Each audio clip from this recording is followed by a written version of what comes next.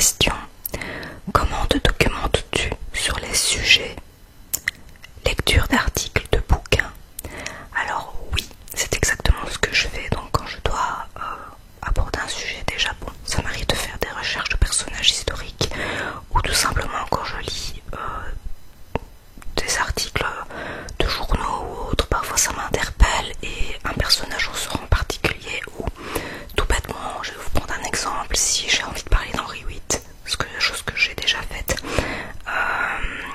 mais que je vois que l'on parle d'autres personnages, et bien parfois je vais être interpellée par un personnage en particulier, je vais effectuer des recherches sur cette personne, tant via internet que donc Wikipédia, la lecture d'articles, beaucoup de lectures de podcasts aussi, parce que si vous avez déjà entendu une de mes vidéos, j'adore les podcasts.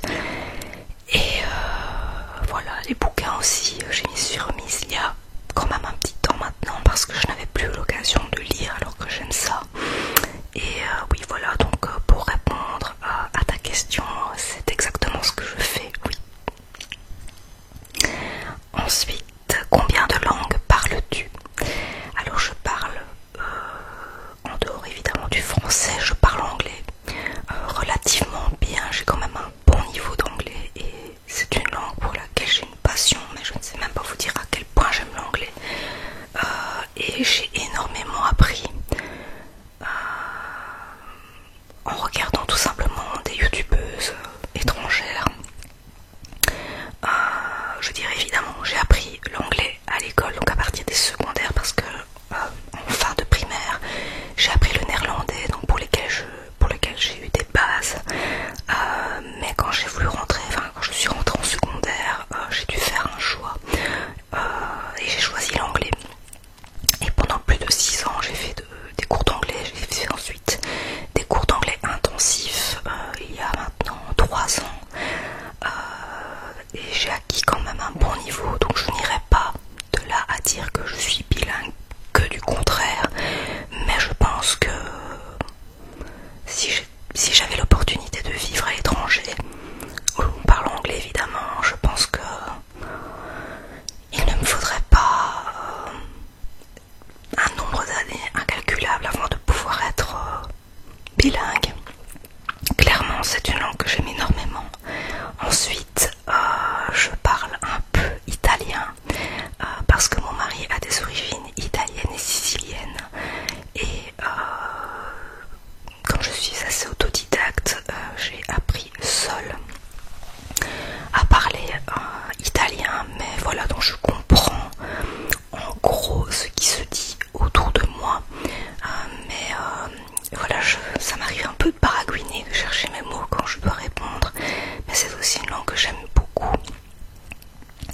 Et je parle un peu néerlandais aussi, parce que voilà, c'est une de nos langues en Belgique, hein. Donc nous avons 3 langues, le français, le néerlandais et l'allemand, mais je n'ai que des connaissances en néerlandais. Mais de là avoir une conversation avec mes collègues, je vais pas vous mentir, c'est très compliqué, parce que ce que je reproche à l'enseignement belge, en tout cas de la communauté française, en Belgique de façon générale, c'est que je trouve que nous ne devrions pas avoir le choix. C'est que dès la maternelle, je trouve que c'est très important d'apprendre les langues nationales, les 3 langues nationales, et non pas se baser sur sa langue maternelle, parce que c'est tellement important. Et oui, voilà, donc en tout cas en ce qui concerne mon fils, nous allons faire en sorte qu'il aille dans une école qui fait de l'immersion en néerlandais, c'est déjà très bien. Et parce que nous estimons que les langues sont très importantes, donc voilà, c'est primordial. Mais pour répondre de façon générale du coup à cette question, combien de langues parle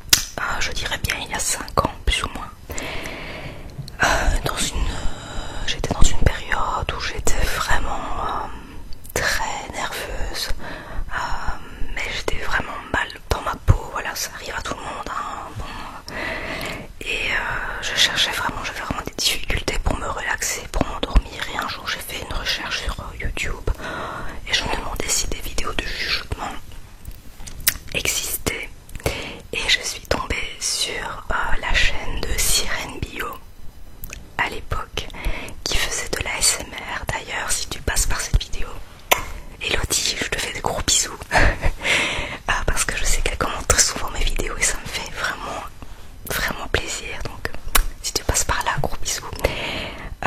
Et c'est grâce à elle, merci la chaudière, vous ferez abstraction, j'espère. Donc c'est grâce à Sirène Bio que j'ai fait, comment dire, j'étais attirée par la SMR. J'arrivais pas à mettre un nom sur ces bruits qui me détendaient, en fait, que j'entendais chez ma grand-mère, chez mes parents, à l'école, dans n'importe quel, dans un cadre en particulier ou autre. Il y avait des sons comme ça qui me relaxaient. Voilà, je ne savais pas que ça avait un nom. Et quand j'ai vu qu'il y avait l'opportunité d'écouter ce genre de son et de se relaxer via ces sons, ça a vraiment été un déclic chez moi. Et j'ai décidé de me lancer il y a maintenant presque 2 ans. En février, ça fera 2 ans. Tout simplement. Attendez, je bois une petite gorgée de mon thé.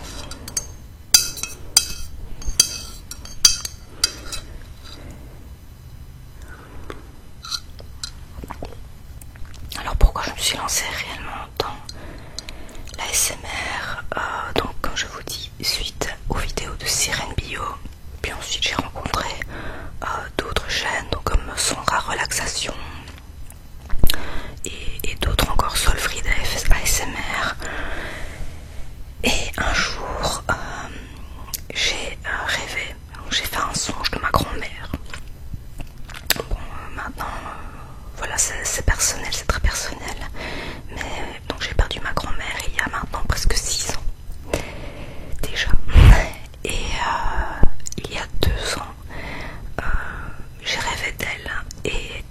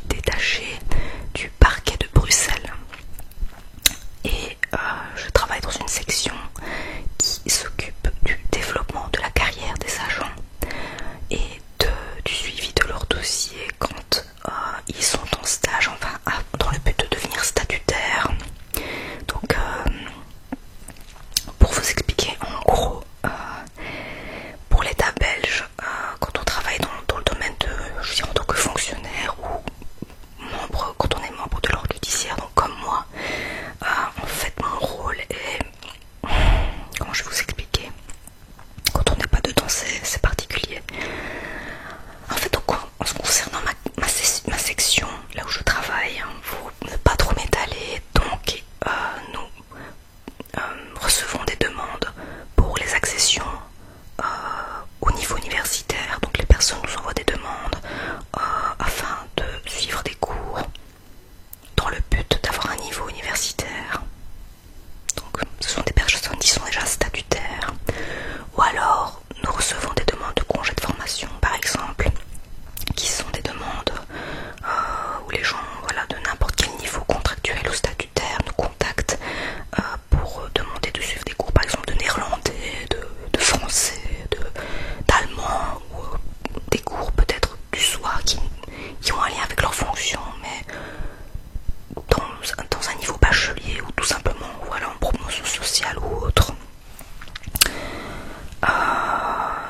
Et les périodes de stage dont je parle, en fait, quand une personne est contractuelle, qu'elle réussit un examen chez CELOR, si vous connaissez le CELOR, c'est un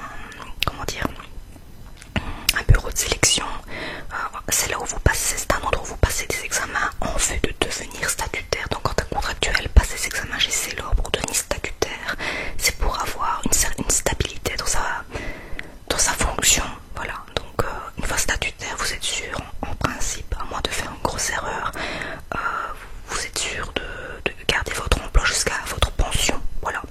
Et une fois qu'on est statutaire, on peut envisager, en passant d'autres examens, de passer à un autre niveau, niveau B, qui est niveau bachelier, et niveau A, qui est un niveau universitaire. Et dans le niveau A, il y a plusieurs niveaux également pour pouvoir, on va dire, monter de grade tout simplement. Et nous recevons ce genre de demandes et nous traitons également d'autres choses. Mais voilà, vous voyez que pour certains qui me suivent sur mon Instagram, Alice Cocone, d'ailleurs abonnez-vous, venez me rejoindre, le compte est privé mais n'hésitez pas à m'envoyer une demande, même avec un petit message, je l'accepterai sans problème. Ça me ferait vraiment plaisir que vous me suivez là-dessus. Mais pour ceux qui me suivent, en tout cas là-dessus, vous savez que je travaille dans un bureau et que je vous montre de temps en temps une photo du dôme du palais de justice. Donc voilà, oui, je vous le dis, je travaille pour la justice belge.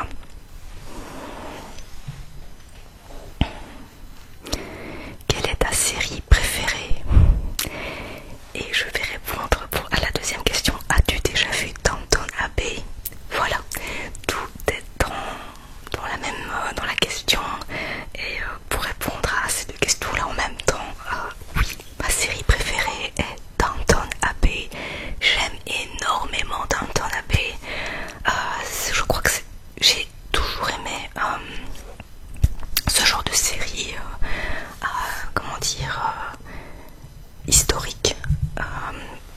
Je sais pas, ça me transporte vraiment dans un autre monde, dans une autre époque. Les acteurs sont tellement bons et Maggie Smith est vraiment incroyable. J'adore, franchement, Downton Abbey, c'est une série que j'aime énormément et que je reverrai en boucle. J'ai même été dégoûtée quand la série a pris fin. Voilà.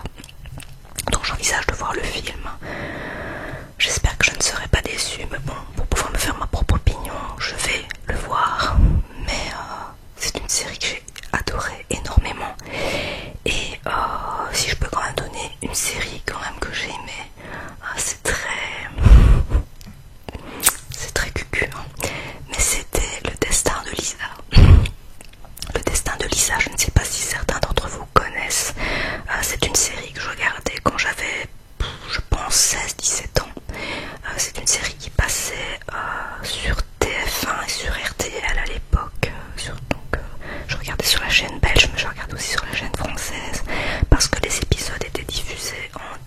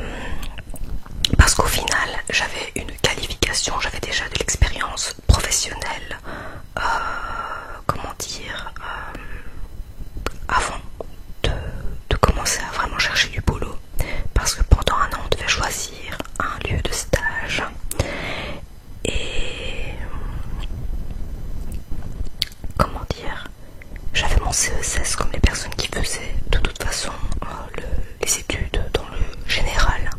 Donc j'ai mon CESS plus ma qualification en secrétariat bureautique. Et quelques années plus tard, j'ai fait une spécialisation médicale. Voilà, parce que j'ai toujours été attirée par le domaine médical, mais plutôt au niveau de la terminologie, au niveau du jargon. Et voilà, l'histoire de la médecine et tout ça, ça m'a toujours passionné, ça m'a toujours intéressé. D'ailleurs, je vais certainement vous faire une vidéo très prochainement par rapport à un hôtel Dieu qui est quand même connu chez nous, bien sûr, pour lequel j'ai déjà fait une vidéo vlog là-dessus, mais j'aime énormément cet endroit. Et voilà, c'est vraiment une passion au niveau du médical. Voilà, c'était extrêmement passionnant. J'ai eu une prof extraordinaire qui a vraiment partagé sa passion pour le domaine médical, et j'étais très bien formée.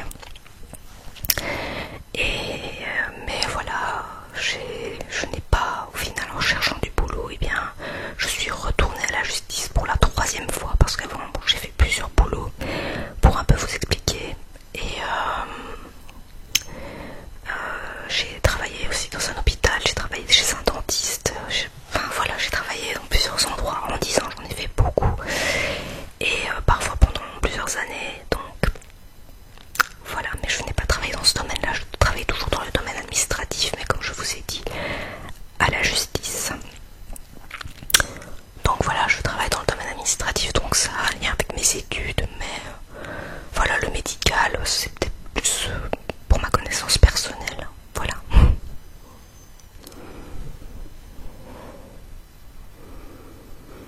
Alors pourquoi t'es-tu intéressée à l'histoire? Tout simplement, ça m'est venu, cette passion pour l'histoire, quand j'avais 13 ans.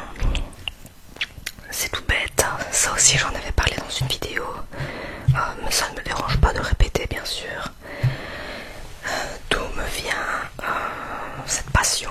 Eh bien, tout simplement parce qu'un jour, j'étais allée au cours d'informatique, et c'était en pleine période, voilà, je veux dire de fête, enfin juste quelques jours avant les fêtes, et j'étais allée sur internet, parce qu'on avait eu un peu de temps libre pendant une pause, et on avait regardé l'actualité au collège, et dans un journal, on a commencé, enfin il y avait un article sur le fantôme d'Henri VIII qui aurait été découvert, enfin qui serait apparu, comment dire,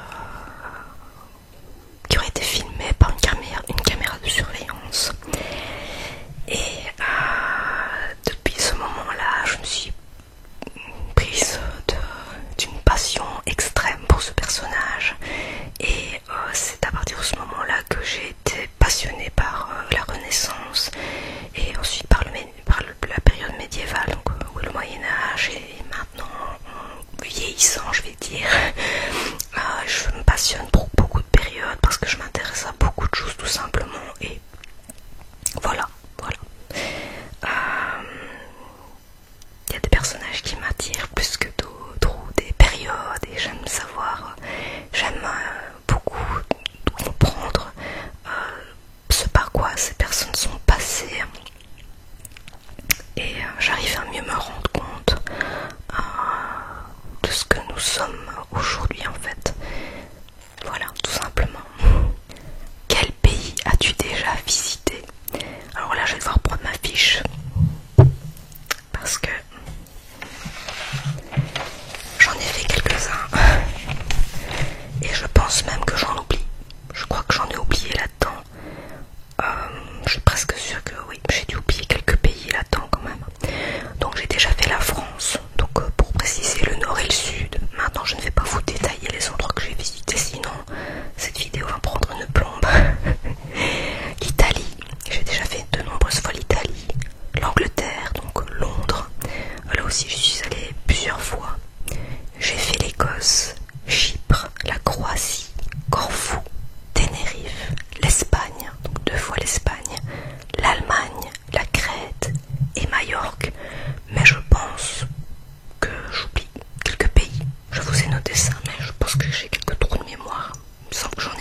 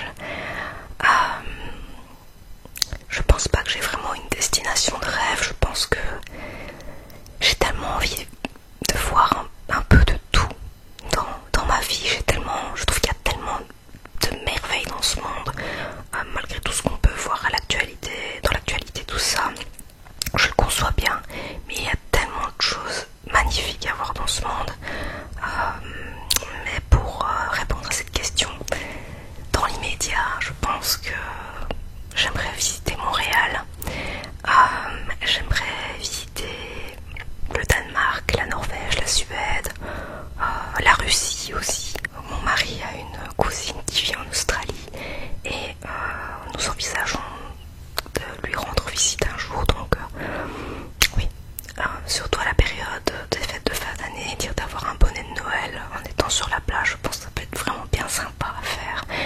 Mais sinon, en dehors de ça, j'ai tellement ce besoin de voyager, j'aime tellement voyager que je n'ai pas une préférence en particulier. Alors pourquoi as-tu commencé ta chaîne sur la SMR? Donc tout simplement, comme je le disais, suite au rêve de ma grand-mère, le jour même j'ai commandé mon microphone, je me suis créé ma chaîne YouTube et je cherchais vraiment un nom. J'arrivais pas à trouver quelque chose de sympa et puis je me suis dit tout simplement, le but de la SMR c'est le cocooning, c'est de se sentir bien, c'est chill quoi. Et oui, je me suis dit voilà, j'ai décidé de commencer ma chaîne ASMR et voilà, dès que j'ai reçu mon micro je m'y suis mise et voilà, tout simplement. Donc ça répond un peu aussi à la question qui m'a été posée juste avant, mais je te remercie aussi de m'avoir posé cette question là sous cette forme. Au moins j'ai pu t'apporter d'autres réponses. Alors est-ce que tu vas citer